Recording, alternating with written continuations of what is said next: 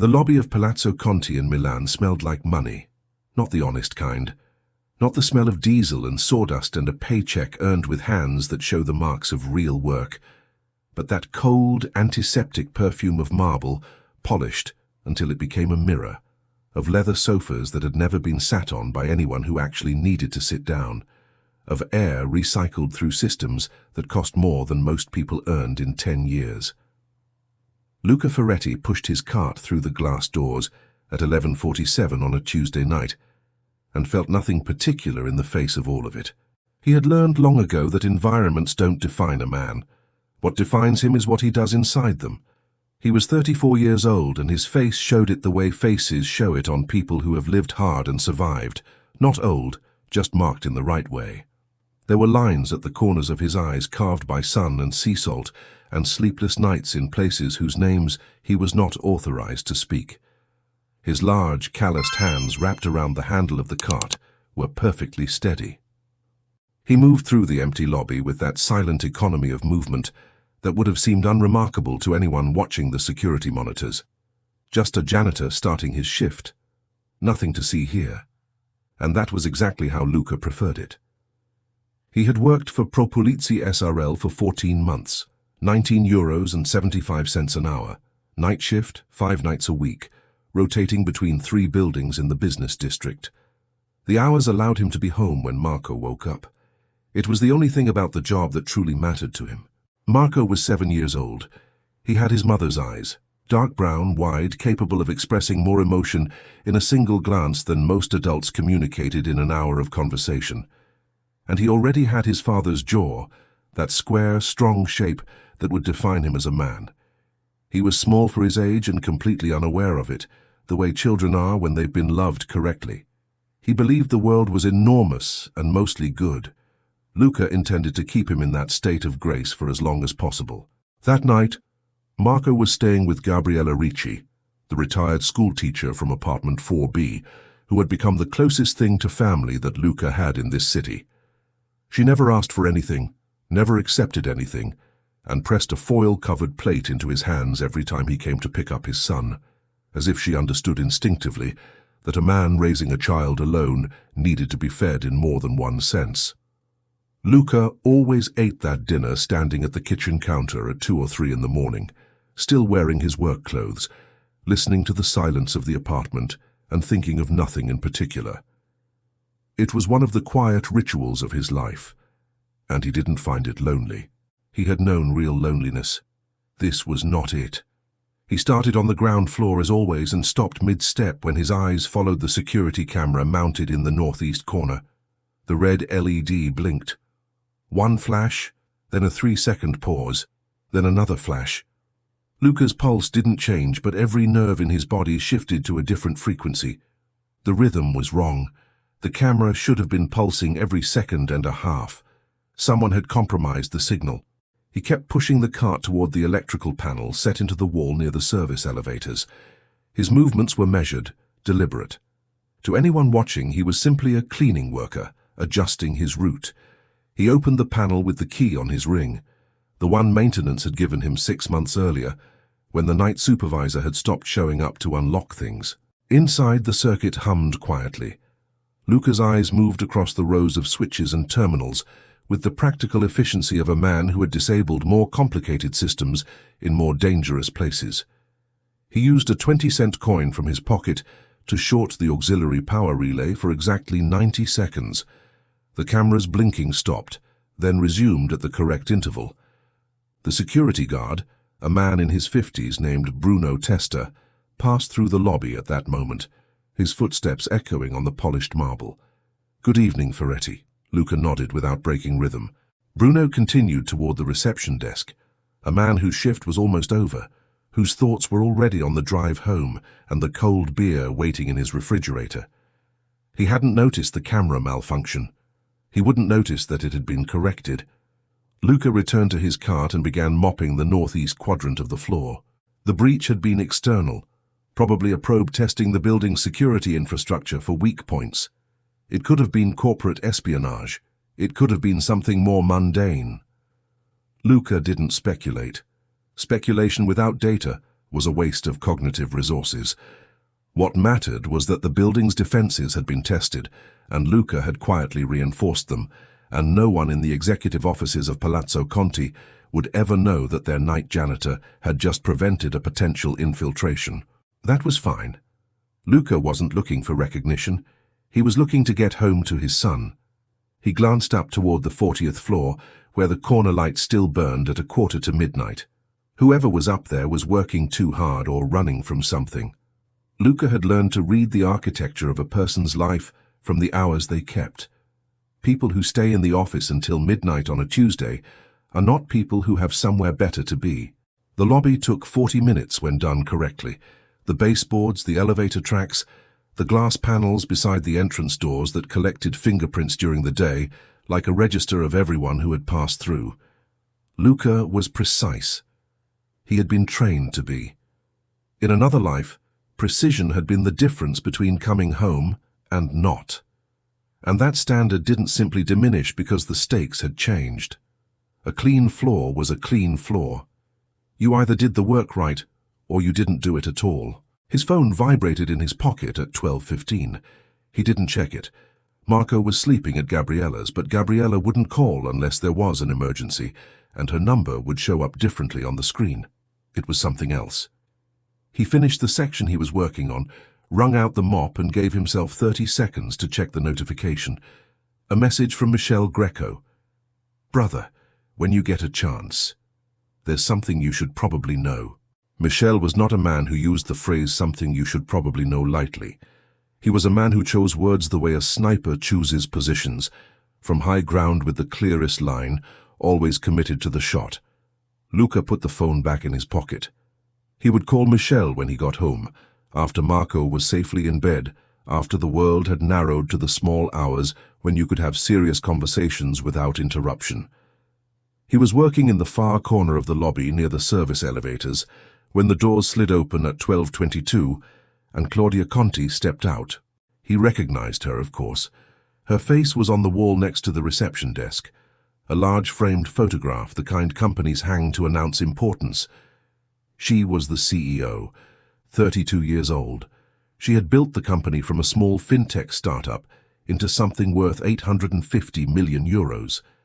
And the financial press had spent 3 years writing profiles about her that used words like visionary and relentless and brilliant in the same sentences, as if those things naturally belonged together.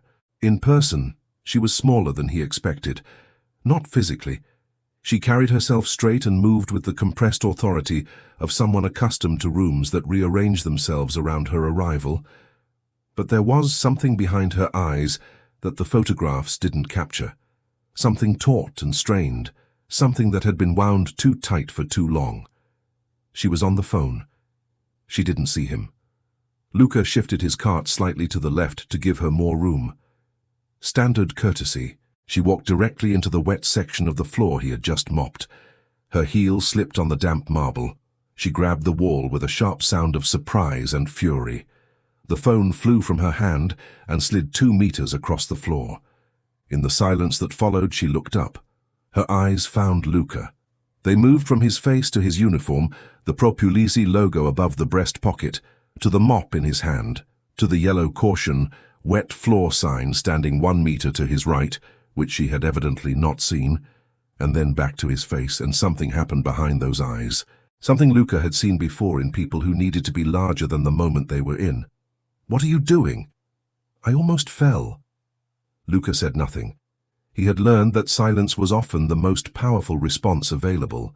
The woman's chest rose and fell with that controlled breath that indicated she was fighting to keep her voice level, fighting to reassemble the composure that had shattered the instant her heel lost contact with solid ground. "Do you understand what 'I almost fell' means? Do you understand what this building represents in terms of liability?" She gestured toward the marble, toward the glass, toward the portrait of herself hanging serenely on the wall.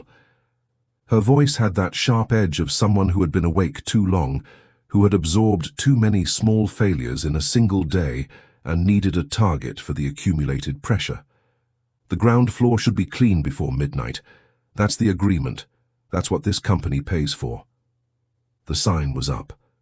Luca's voice was calm. It was always calm. He pointed to the yellow warning sign standing exactly where it was supposed to be, clearly visible to anyone who had been looking. "I don't care about the sign.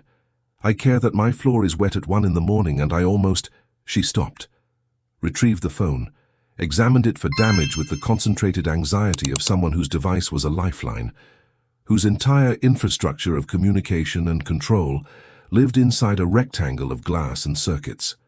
Her hands were trembling slightly. Not from fear, but from adrenaline and anger, and something Luca recognized as the outer edge of a person's capacity to hold things together. "What's your name?" "Luca Ferretti." She said it the way some people say a word they're about to cross off a list. "I'll be calling Propulisi tomorrow morning. I want a different crew assigned to this building. I want people who understand how to do a job without creating hazards for the people who actually run this place." She looked at him for another half-second, not exactly as a person, but as a problem that had been noted and would be handled. And then she walked away toward the glass doors, her phone already back at her ear, her heels clicking against the marble with the staccato rhythm of someone who had no more time to waste on minor inconveniences. Luca watched her go. He straightened the wet floor sign that had been knocked askew in the commotion and set it back upright. He wrung out the mop. He kept cleaning.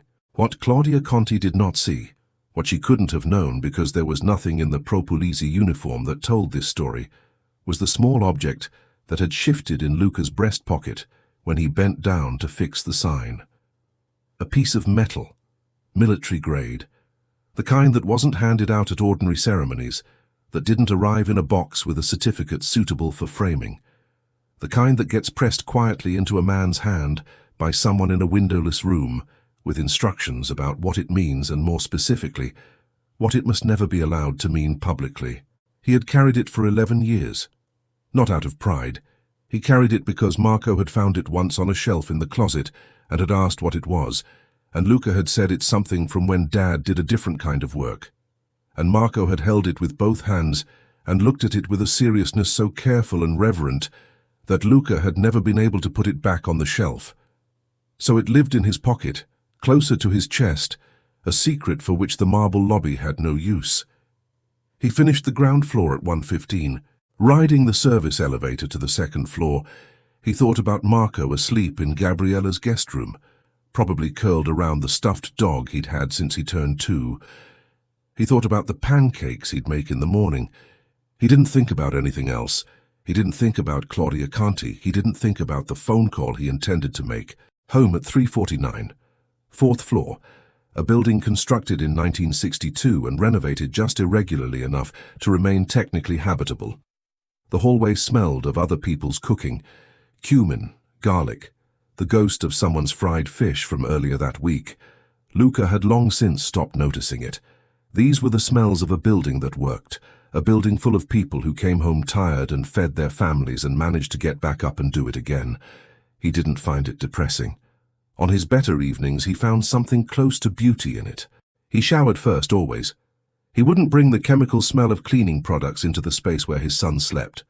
It was a small thing, a private rule, but Luca ran his life on private rules because he had learned that structure isn't a cage, it's a skeleton. Without it, everything collapses. He sat for 20 minutes at the kitchen table with a cup of instant coffee and the specific silence of a city at 4 in the morning, which was different from all other silences, deeper, more honest. The city at 4 in the morning performed for no one. On the table beside the coffee was a drawing Marco had left for him. It was a habit the boy had developed 6 months earlier, creating pictures the night before that his father would find when he came home. Tonight's was in colored pencil, green and blue and a bold orange, and it showed 2 figures standing side by side on what appeared to be a hill, with a large sun above and something in the foreground that Luca studied for a full minute before identifying as a dog. They didn't have a dog. Marco wanted one with that ferocity of longing that surfaced at regular intervals in conversations that always ended the same way. "Someday," Luca always said, "when we have a yard." Marco always accepted this. He trusted his father in a way that made Luca feel the full weight of every promise he had ever made. Luca folded the drawing carefully and put it in the kitchen drawer where he kept them all. There were 47 drawings in that drawer. He knew the exact number because he had never thrown one away and never would. He slept 4 hours, woke at 9 without an alarm. His body had kept military hours for so long it no longer required external instructions. Sarah had died 3 years earlier from one of those causes that has no identifiable culprit, the kind doctors explain with precise words that sound like mechanism, but don't explain why, and above all don't explain what to do with the why. She had died in a hospital with fluorescent lights and the sound of machines, and Luca had been there when it happened, and Marco had been 4 years old and didn't yet understand the permanence of absences. Luca understood permanence. He understood it every morning when he woke on the same side he had always slept, Sarah's side empty in that way that doesn't get filled with anything and doesn't get covered with anything. You only learn to lie beside it without letting it consume you.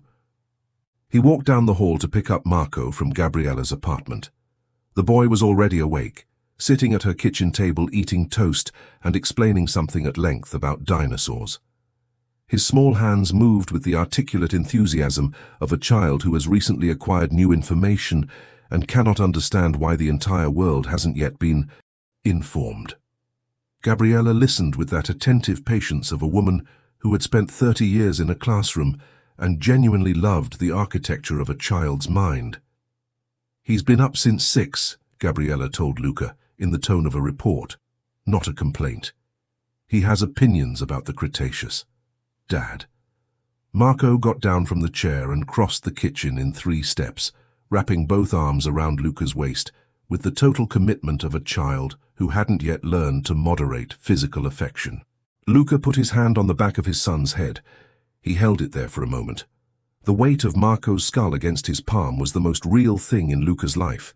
More real than the medal in his pocket, more real than the marble floors of Palazzo Conti, more real than anything he had done or seen in the decade before his son was born. Ms. Torres said the T-Rex might not be the biggest. "Did you know there's one called the Spinosaurus? And it might have actually been larger. But we don't have the complete skeleton, so we can't be completely sure." "I didn't know that," Luca said, and in his voice was the gravity of a man receiving critical intelligence. "I'm glad you told me. I think we should go to the museum, the natural history one. They have real fossils." "Saturday. I'll check the hours."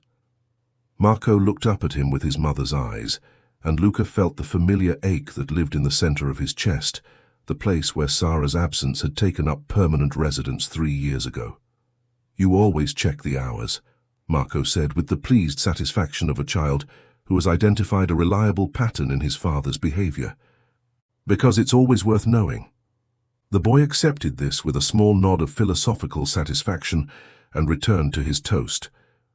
Luca met Gabriella's eyes over his son's head, and she smiled at him with a warmth that had nothing sentimental about it and everything of recognition. She knew what it cost a man to do what he was doing. Her late husband had understood that particular arithmetic.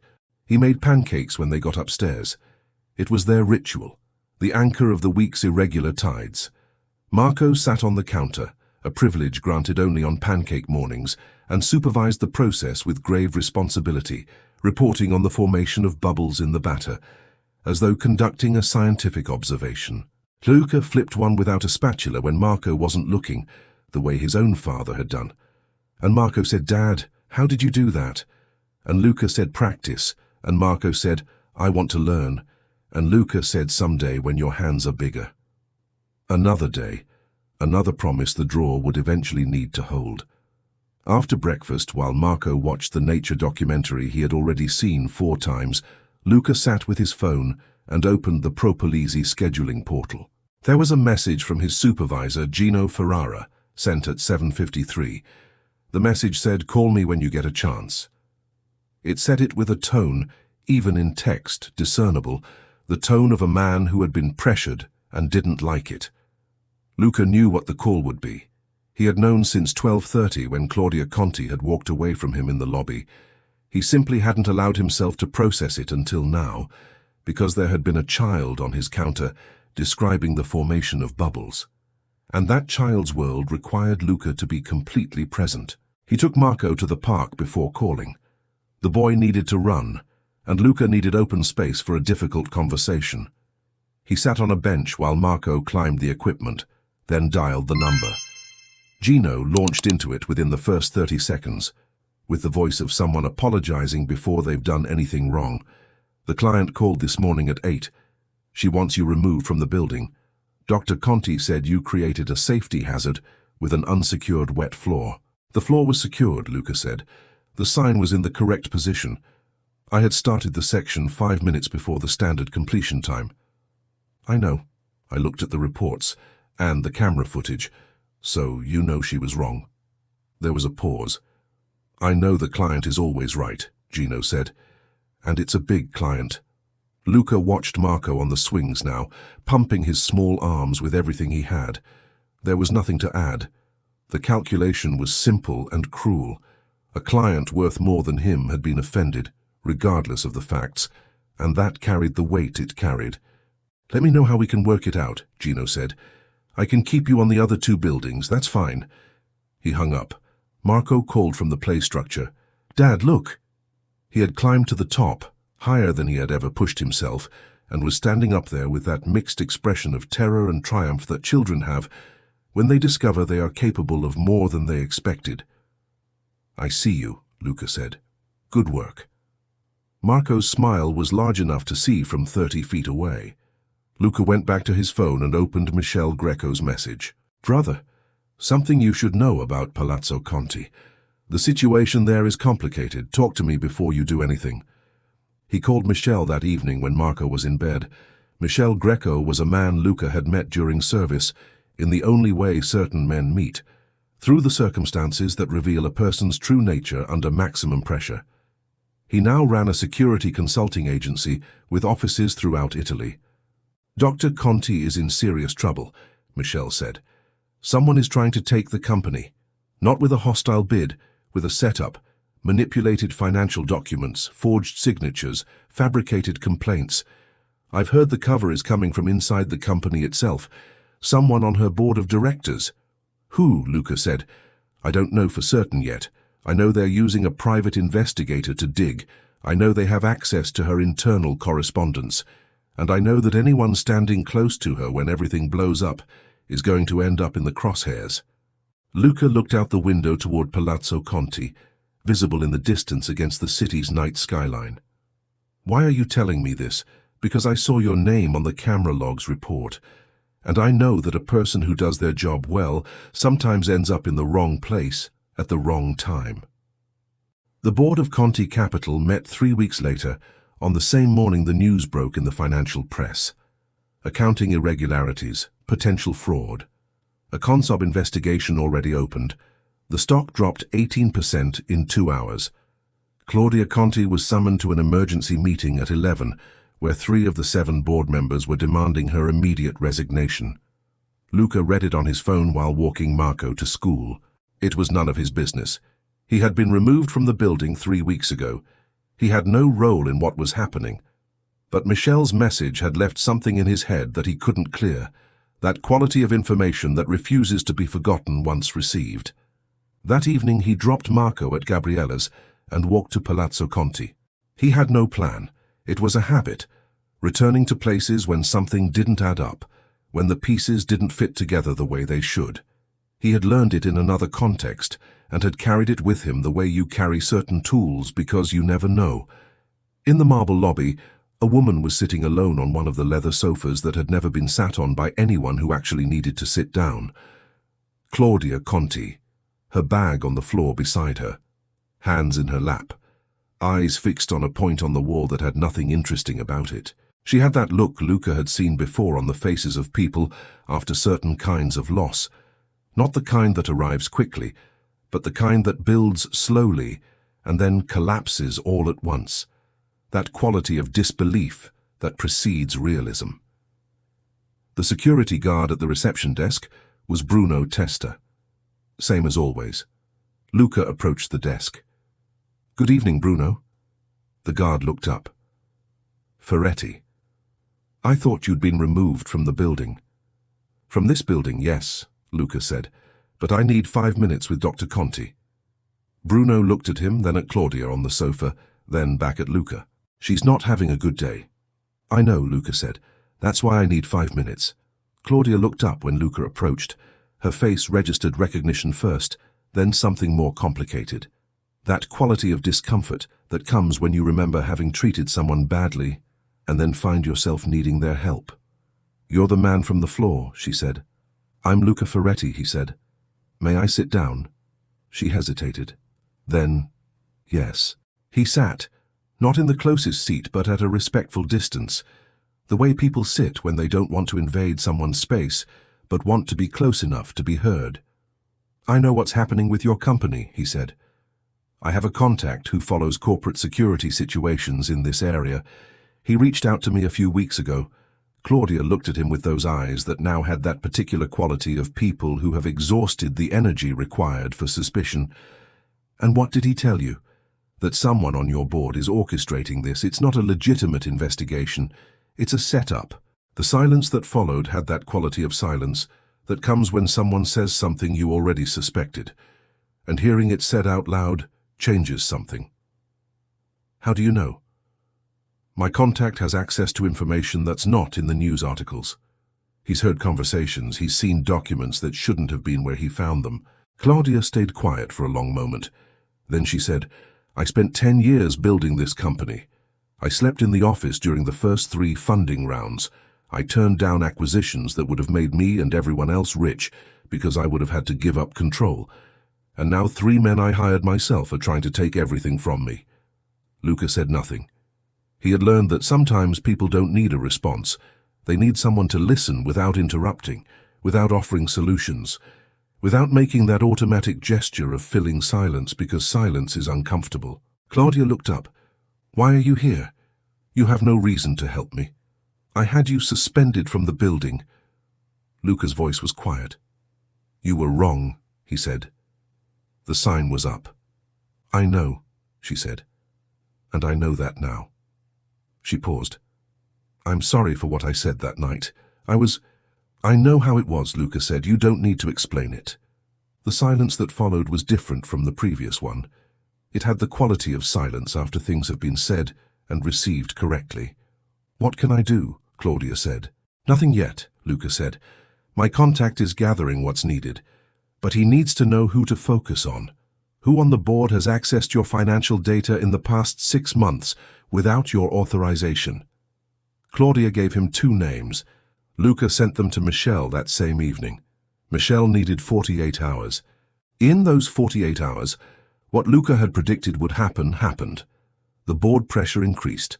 The financial media added layers of speculation to the already distorted facts.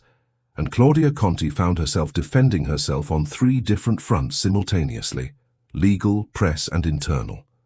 Luca called her the second evening. "Michelle found what was needed," he said. "Original documents proving the data manipulation. Communications establishing a chain of planning. The 2 names you gave are right, but there's a third you hadn't considered." "Who?" "Your CFO, the one who handled the audits for the past 2 years." Claudia was quiet for a moment. She had hired him 5 years earlier from a consulting firm on the recommendation of one of the 2 board members she had already named. "Of course," she said quietly. In the room there was that quality of silence that comes when a piece that didn't fit slides into place and the picture becomes complete. "What's needed now?" Luca said. That question hung in the air with the quality of questions that change something once they've been asked. "The real story," Claudia said. "Not the corrections, not the denials, the story with the evidence. To the right journalists at the right time." Michelle had contacts. Luca had them through Michelle. It took 4 days. The journalist who published the story was the kind who waits for facts instead of chasing rumors. And when the facts arrived, with the documents attached, and the communication chain, and the wire transfers to foreign accounts opened 6 months before the setup began, the story that ran had a different quality from everything written up to that point. It had the quality of reality set against fiction. The Conti Capital Board of Directors held an emergency meeting the following Thursday. 3 of the 7 members resigned in the hours before it. The CFO submitted his own resignation 4 hours after the story went live online. The Consob opened a file on them instead of on Claudia. The stock climbed 23% in 2 days. Luca learned about it from his phone one morning while walking Marco to school. That evening, Claudia called. "I want to meet," she said. They met in a bar in the Isola neighborhood, one of those places with wooden tables and wicker chairs that had survived for decades because the people who went there weren't looking for scenery, but for somewhere to talk. Claudia arrived without her driver, without an assistant, wearing her everyday coat instead of the one she wore to the office. Luca arrived 5 minutes early. As always. "Thank you," she said when she sat down. "You don't need to thank me. You should know that I'm going to do it anyway." She paused, with that quality of pause belonging to someone formulating something carefully. "I've spent 2 weeks thinking about that night in the lobby, about the way I treated you, and about what you did anyway." Luca looked at his coffee. "The sign was up," he said again. Claudia smiled, and that smile had the quality the photographs had never captured. Not the CEO, not the visionary, just a person trying to understand something. "I built a company in an industry that only takes care of you when you're worth something," she said. "I learned to be the hardest thing in the room, because it was the only way to not be the thing that got eaten. And I didn't notice when that hardness became the only thing I knew how to do." Luca listened without interrupting. "Who is Michel Greco?" Claudia asked. "A man I served with," Luca said. "Who does security work?" "You served." Luca didn't answer directly. Claudia looked at him with those eyes that now had the quality of full attention, not the compressed focus of a business person evaluating information, but that different and rarer quality of genuine interest. "What you did," she said, "wasn't your problem. You had no reason." "I had a reason," Luca said. "When you know something is wrong and you have the means to do something about it, not acting is also a choice." Claudia looked at him for a long moment. "What do you know about corporate security?" she asked. Luca lifted his eyes from the coffee. "Enough," he said. He had had the answer in his mind before she asked the question. From the moment Michel had told him that Dr. Conti was looking for a new head of security after the previous one had resigned in the middle of the chaos. He'd had the answer and had held it in suspension because the things that matter deserve to be considered without rushing. "A daytime job," Claudia said, "with regular hours. What you currently earn in a month, you'd earn in a week." Luca thought about Marco, about the 47 drawings in the drawer, about the dog in the last drawing in the yard of the imaginary house, about all the days he had answered someday, "When we have a yard." "You know I have a 7-year-old son," he said. "I know. The job needs to let me be home when he wakes up. We have flexible hours for senior managers." Luca looked at her. "You need someone who does the job well," he said, "not someone who looks good in the role." "That's exactly why I'm asking you," Claudia said. The silence that followed had the quality of decisions that aren't made but recognized. "I'm in," Luca said. In the months that followed, Palazzo Conti changed the way things change when someone with different eyes begins looking at them. The security systems were updated with the methodical precision of someone who understands how vulnerabilities work from the inside. 3 staff members were identified as problematic for reasons that had nothing to do with their technical competence. 4 protocols that existed on paper but not in reality were implemented so that they existed in reality too. Luca did it without making news. It was what he knew how to do. Marco started 2nd grade the following month at a school with a bigger yard, in a neighborhood with quieter streets, because Luca had signed the lease on an apartment in a 1985 building with a small terrace in the back, large enough for a bicycle and a soccer ball, and maybe, with time, something more. Gabriella Ricci had helped them move, grumbling about the furniture arrangement and offering opinions on the rugs, and that evening she had cooked pasta in the new oven, the way you cook in a new home, the way you consecrate a space so it becomes livable. Marco walked through the new rooms claiming his territory with the seriousness of someone making important decisions. "Dad," Marco said one evening, while they stood on the terrace watching the sky in the way you watch the sky when you're in no hurry to go anywhere, "do you like Miss Conti?" Luca looked at him. "She's a person I respect," he said. "But do you like her?" Marco had that quality of children who distinguish perfectly between the two things. "Yes," Luca said, "I like her." Marco nodded with the pleased satisfaction of a child who has confirmed a hypothesis. Me too. She brought cookies that one time. Claudia had come to the old apartment on a Thursday afternoon, the day of the move, with a box of pastries from the artisan bakery near the office, unannounced, without elaborate explanations. She had rung the bell like any normal person, waited for Luca to open the door and held out the box, saying, "I heard you were moving and I didn't know what to bring." Marco had looked at her with that direct, assessing focus of childhood, then taken a cookie and said thank you, and then continued eating the cookie while watching her with that serious attention he brought to living things he was still deciding how to classify. It had been enough. The thing between Luca and Claudia built itself the way real things build, not with a single definitive moment, but with the accumulation of smaller ones, each adding a thin layer to something that was becoming solid. With morning coffees before meetings, with conversations that began as security briefings and became something else.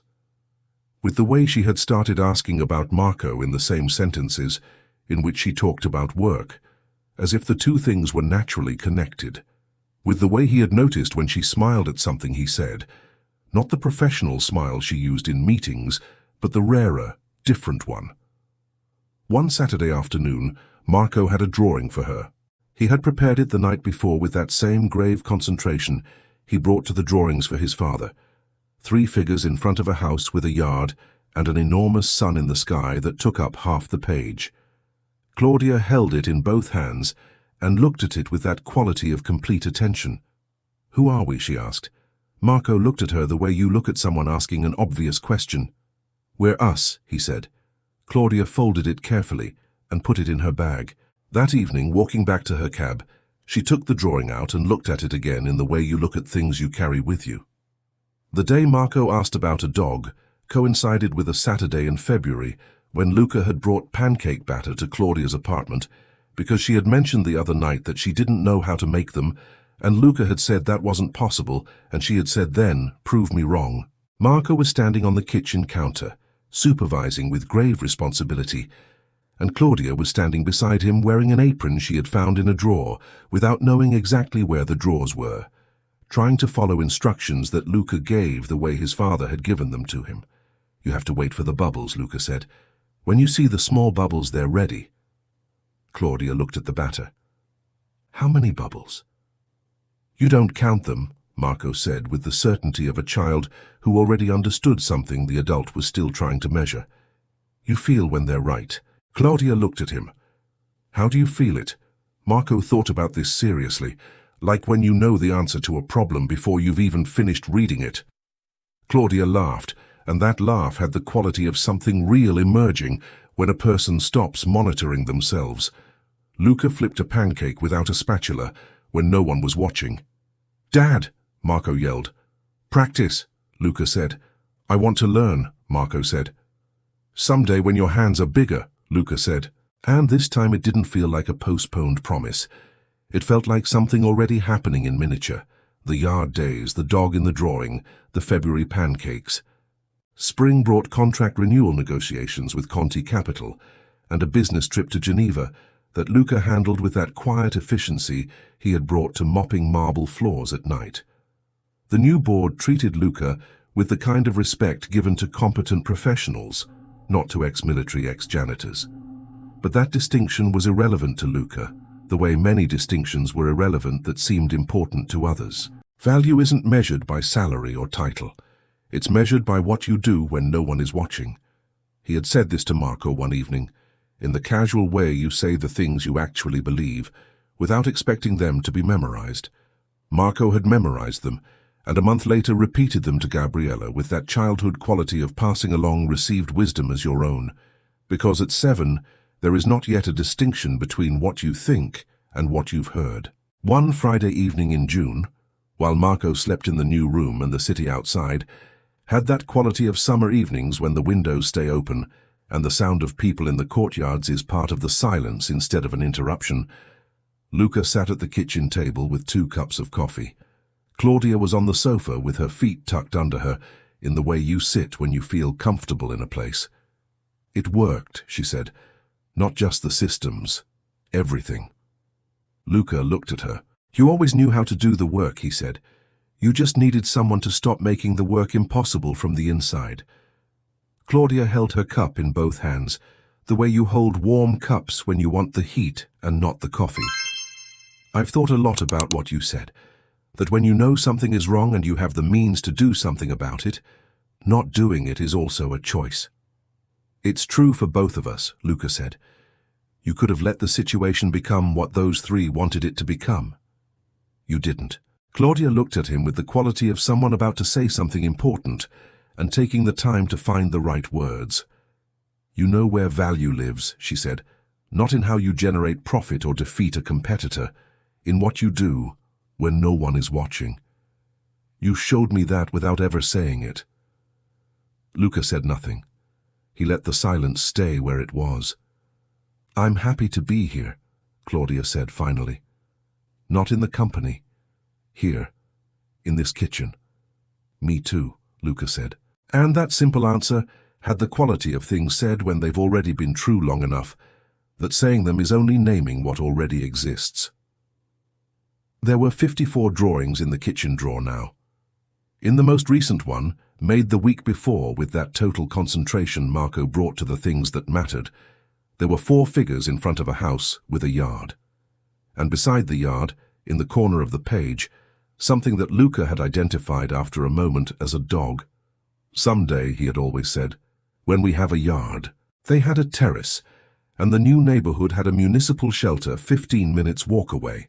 The following Saturday, Luca told Marco to get dressed. They were going out. Where are we going? Marco asked. To look at something, Luca said.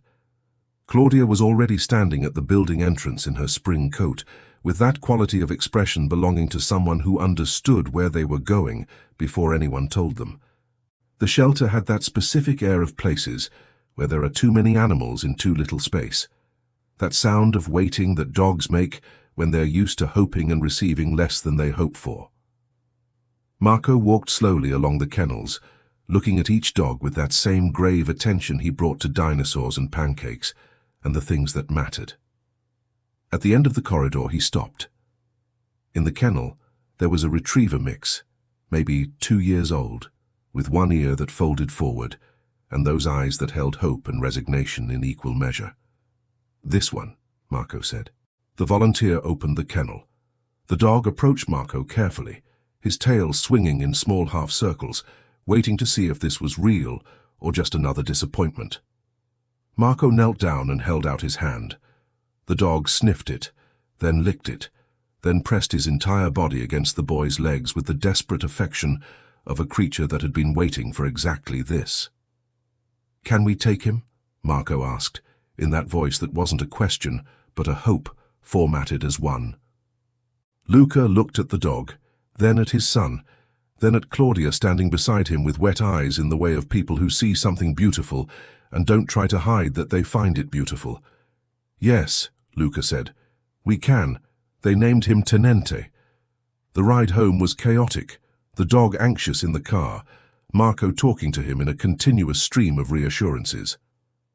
When they arrived, Tenente explored the terrace and then the living room, and then settled at Marco's feet with the quality of a dog's final decision, the settled certainty of an animal that has found the place where it belongs. Claudia stood in the doorway to the terrace watching Marco and Tenente in the small green space.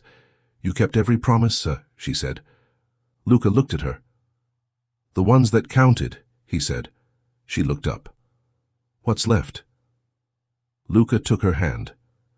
This, he said, and nothing that followed was sudden or unexpected, because it had already been true for long enough that naming it wasn't a change, but a recognition.